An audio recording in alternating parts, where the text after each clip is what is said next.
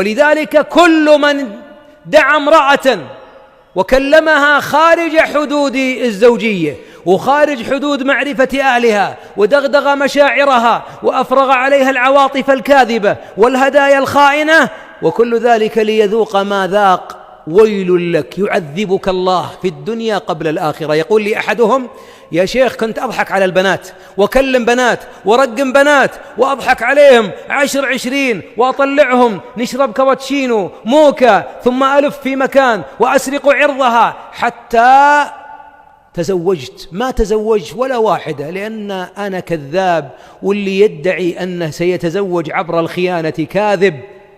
قال: فابتلاني الله بعد الزواج بالوسواس، تزوجت 6 مرات عفيفات ويذبحني الشك أنها تخونني فطلقتهن جميعا، وأنا اليوم أعيش واحد تائب لكن في عذاب عذبني الله.